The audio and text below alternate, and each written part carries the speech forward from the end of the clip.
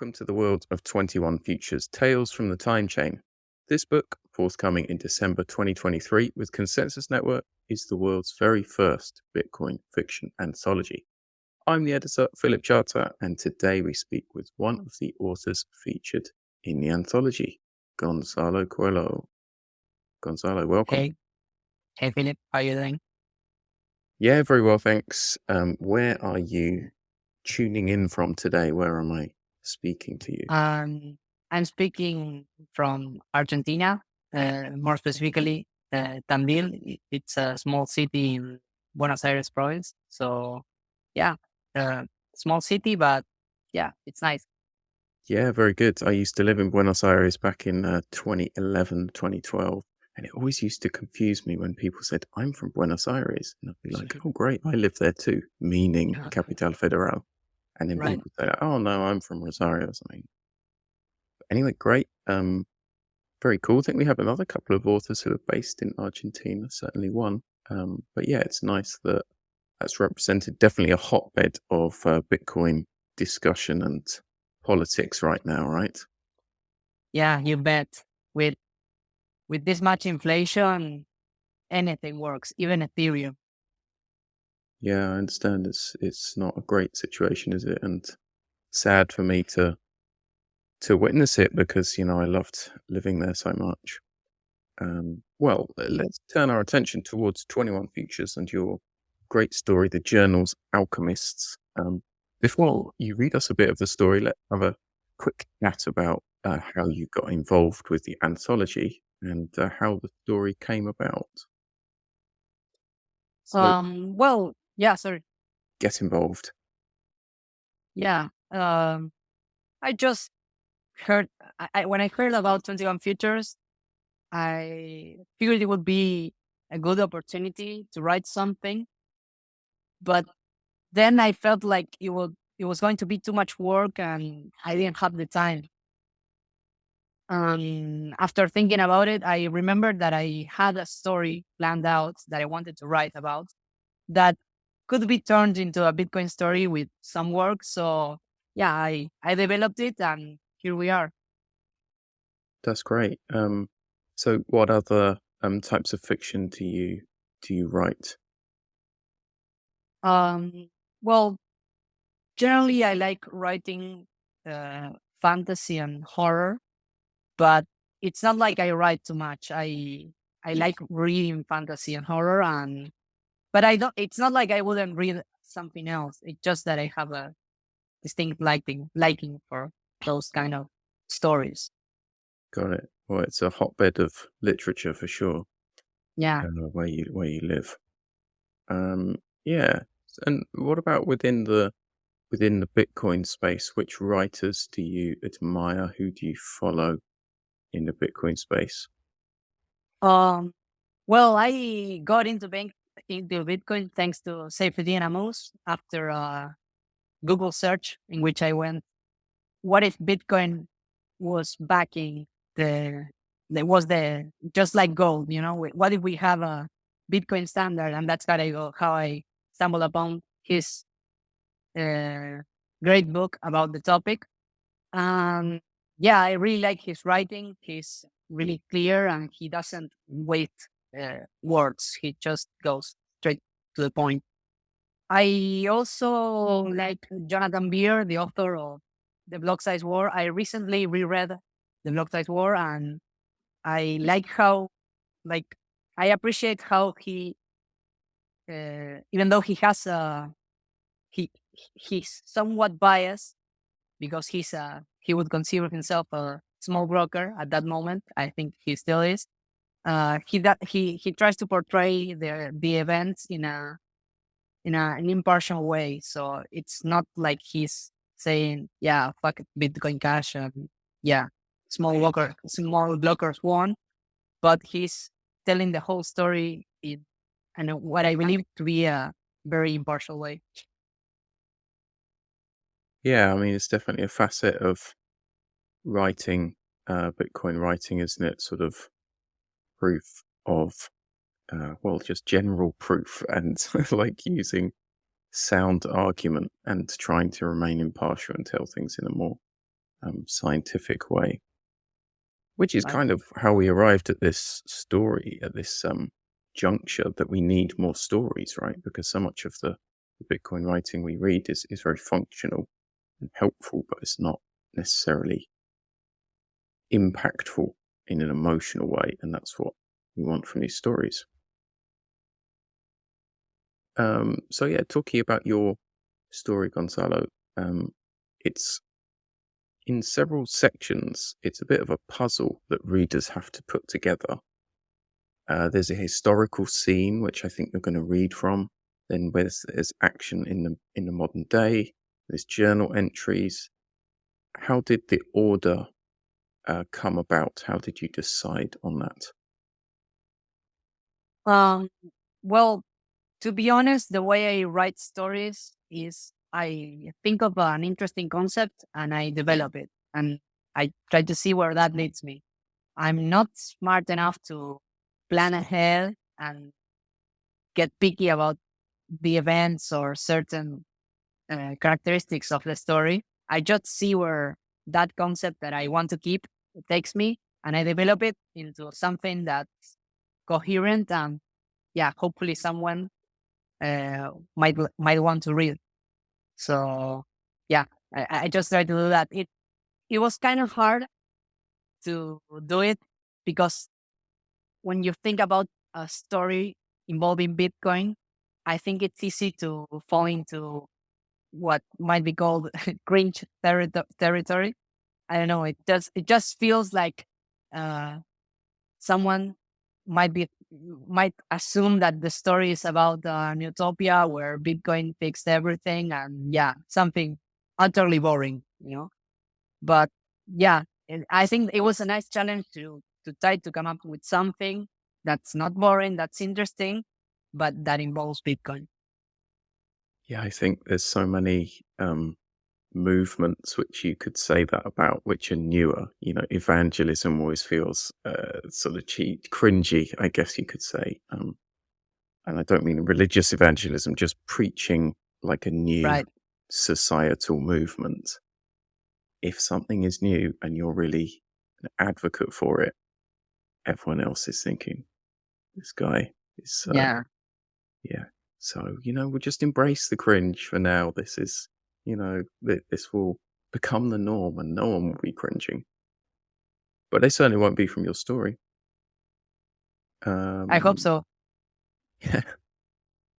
Well, that kind of brings me on to not the cringe element, but I think quite a famous book that is a bit divisive, but I generally think people get something from it. I know I did. Is The Alchemist by Pablo Coelho. And your main character is called Santiago as the boy in The Alchemist is. Is that something deliberate or is it just a crazy coincidence? Um, I'm ashamed to say it, but I haven't read Paulo Coelho yet. Like I've heard of him. I know he's famous. He probably deserves it. But no, I haven't read him, and I didn't know that was his main character's That's an name. amazing, amazing coincidence. Yeah, What yeah. what made you choose Santiago as the name of the main character? Um, well, like it's a coincidence, but my brother's name is Santiago, and I felt like the main character resembled my brother in some way. So I figured when I wrote the story, I was like, okay, I'm thinking of Santiago when I write about this character, and I don't want to spoil it more, so I won't say anything else. But yeah, that was the main reason. There's perhaps, I mean, a kind of spiritual connotation with the name because, of course, like here in Spain, we have the famous Camino de Santiago and the Saint James, as we would call him in English, is buried in Santiago Cathedral. So yeah, there's definitely like a spirituality, a sort of journey, timeless element without giving too much away to Gonzalo's story. I guess we can tell. Uh, I can tell the readers that when we sell 1 million copies, that it was all planned. That's it. Maybe you can do a book reading with Pablo Coelho Yeah, yeah, I can invite him. sometime.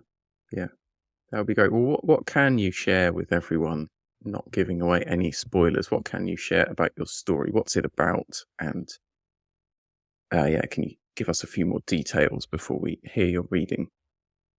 I think it's a story about legacy, about transcending mortality and how some people meddle with this matter, and they're like they are, and they feel this dread of not being able to transcend beyond their after they are dead. So yeah, I think it has to do with that, and how like it's fiction, so we can do it in several ways. But yeah, in real life, we just I guess we can do it with our contributions to society. I guess if you contribute to your family enough, they will remember you for generations. And yeah, but you might be forgotten. And if you are contributing to society, you make significant enough contributions to society, you will probably stand out in history. And I don't know why, but some people really care about that. I think I do, but it's not like I would I wouldn't be myself if that didn't happen. Let's say I just happen to do that with I don't know writing books or I don't know writing software. It doesn't matter. I just don't feel like that's a need I have. Well, I can say as an author myself, it's a brilliant achievement to have a story selected for an anthology and to have your name in print. And that book will live on. That book, and the story has been written down. It's stored digitally, and it's not going away. So that's a great legacy to have and keep building on.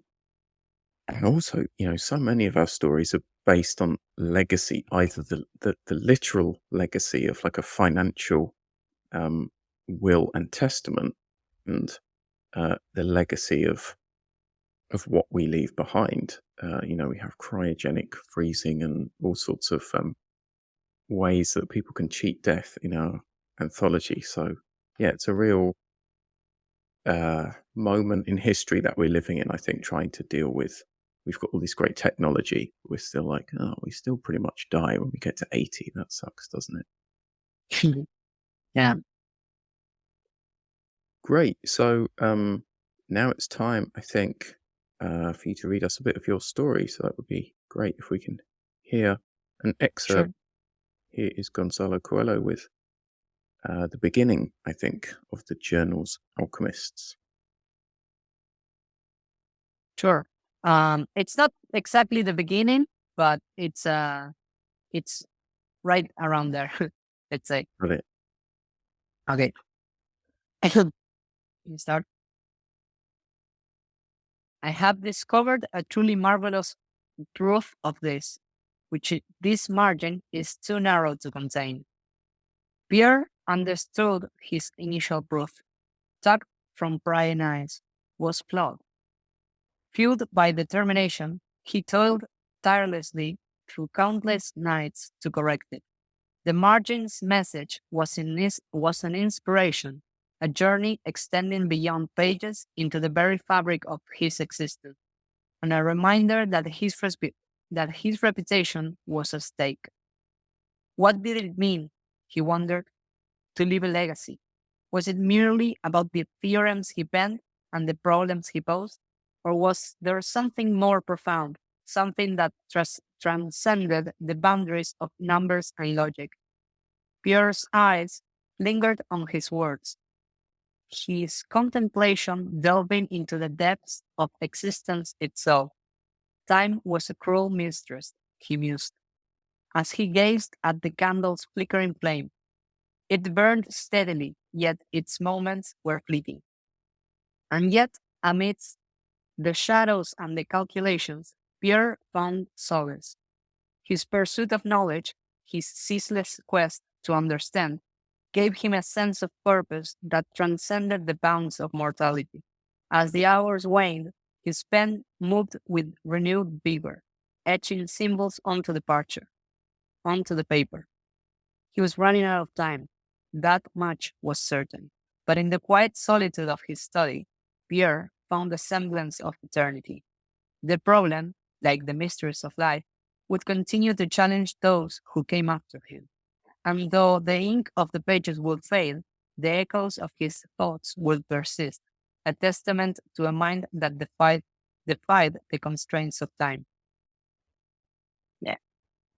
Great, lovely reading, and yeah, I really like some of the more Latinate language. Right, you're a you're a Spanish speaker, is that right? Right. That's right. Yeah. So yeah, a lot of those words have similar words in Spanish because they come from Latin. It's got this kind of historical feel to it. So yeah, very nice. Great. Well, thanks for sharing uh, part of your story with us. Final question before we go is: do you have a prediction for the future of Bitcoin? Where are we going, and what's going to happen? Mm. Ah, I can give you the coward's answer, or maybe just make a wild estimate and see if I land it.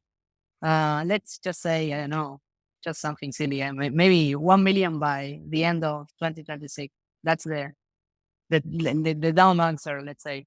Maybe I make it, maybe I don't. No one will punish me, let's say.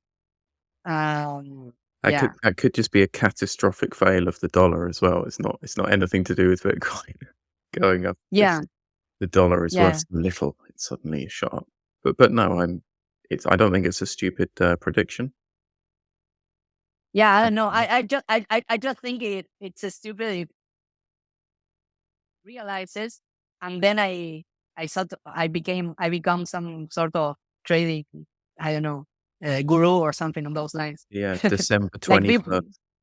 It's yeah, 31st, sorry, 2026. It hits 1 million and you become the new people start asking for advice. financial I don't know. guru. No, but the real answer, the coward answer, let's say, is that I think it will become more and more useful for more people with time, like it has been for me. Like Argentinians, as you said, are suffering through wild inflation.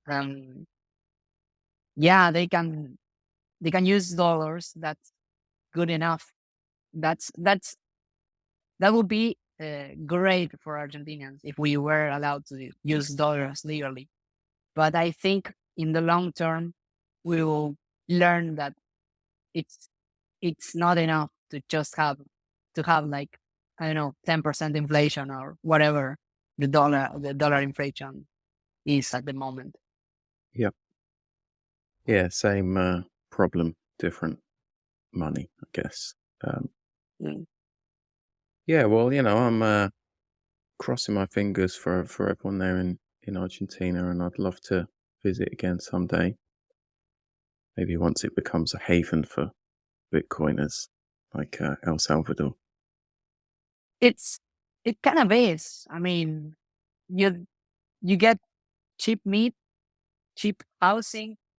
I mean, for foreigners, it can be a paradise. You just need to Yeah, avoid the dangerous zone, which are few and not like uh, it's not like you would want to go there anyways.